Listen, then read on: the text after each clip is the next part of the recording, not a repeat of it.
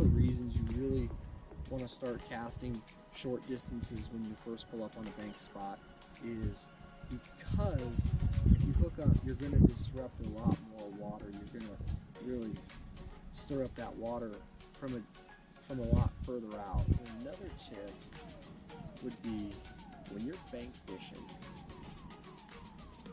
don't walk all the way up to the edge of the bank.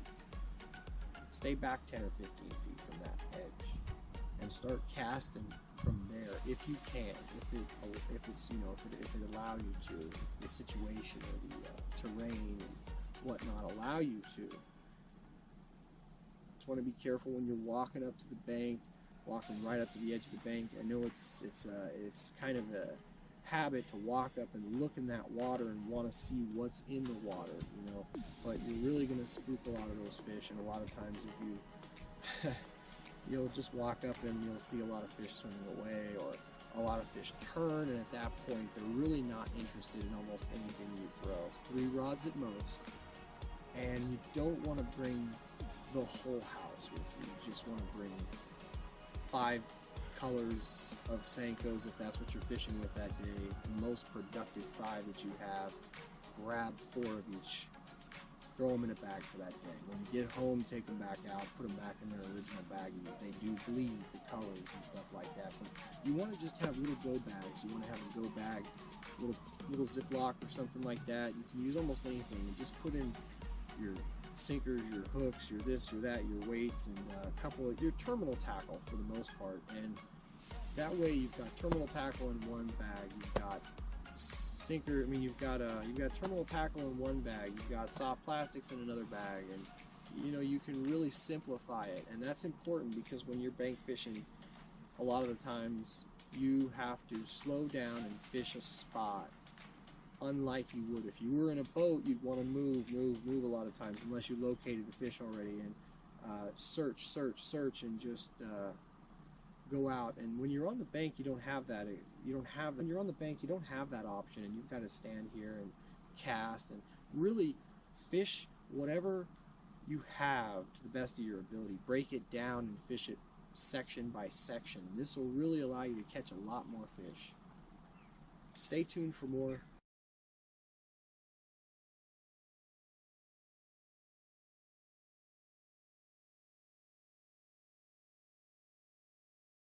Alright guys, it's the EastBayAnglers, and today we're out here to talk about how to catch more fish bank fishing. Now, one of the things you gotta get yourself some polarized sunglasses, and this is gonna really increase your chance, especially when you're sight fishing certain months of the year, spring, summer, and fall. So that's gonna help you greatly. It's gonna increase your chances of catching fish. It's going to allow you to see more of what's going on, which is just going to ultimately help you in the long run. So go ahead and get yourself a pair of polarized sunglasses if you haven't already. And just in general, being able to see more of what's in the water is going to help you. It's going to increase your odds significantly. A lot of times these fish, they're very skittish. They get spooked when you walk right up on the bank. When you got your glasses on, you're able to see them from further away, and you're able to not, or at least try to do more to not spook those fish when you walk up on the bank.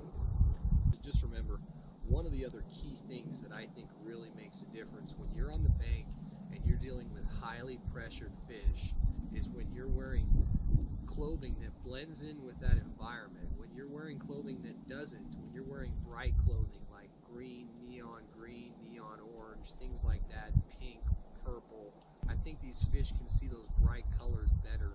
And in the long run, staying away from those bright colors when you're bank fishing can help you land more fish. Alright guys, so we've already talked about polarized sunglasses. We've talked about blending in with your environment, sometimes wearing camouflage gear, wearing gear that just blends in with the background that you're fishing. Alright guys, so let's talk about something different. Let's talk about combat fishing. Combat fishing in the sense of you are going to fish where everybody else decides that's just not worth it. I'm not going to throw my bait there. It looks like a snag. It looks like trouble. It looks like I'm going to have a headache fishing this spot.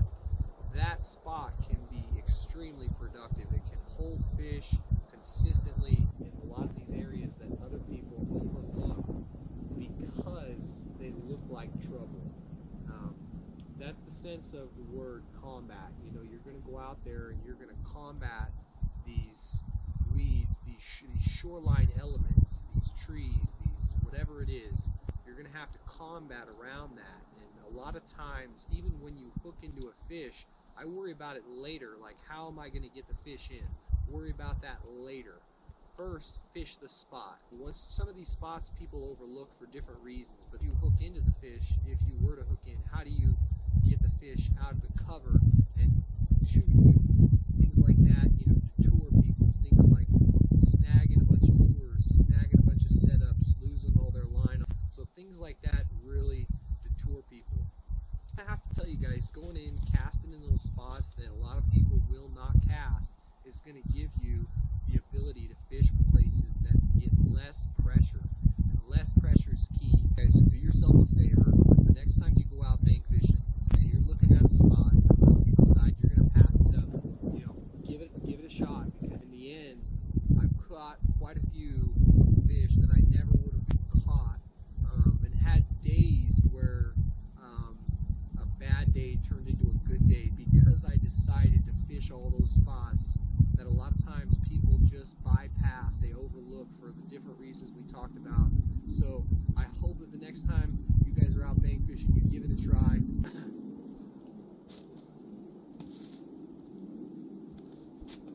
Alright guys, there's one more thing we want to talk about. We want to talk about angles. When you're on the bank, you're going to be fishing. Keep a mental note.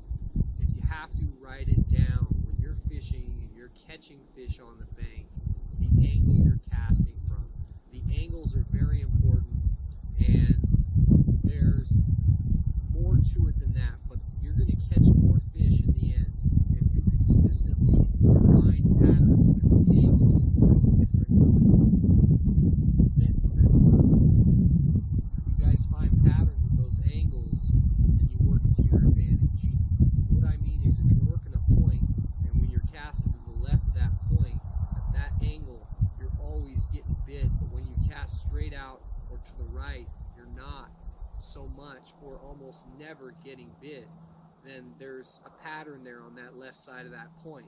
So that's what I'm talking about. The bank doesn't allow you to reach as much shoreline access to fish, so it's going to be a little more difficult for a bank fisherman to locate fish during certain times of the year when they're not able to get to the areas that those fish are holding at. So remember, we got to try to use the bank to our advantage. Alright guys, so when you're out on the boat, you really don't have the time to break down the lake in the sense of dissecting it bait by bait, a shoreline spot that's already produced for you in the past. And when you find those bank spots that produce, you know, you hit them regularly, you hit them often, so you're able to hit them with different baits, and you're able to really learn patterns at different times of the year and what to do, what not to do based off of those locations and your success. So stay tuned for more, guys. The EastBayAnglers, thanks for watching. Guys, how's it going? EastBayAnglers out here. Just got this toad. Let's get the release. About 3 pounds, 3 something. Sweet, stay tuned.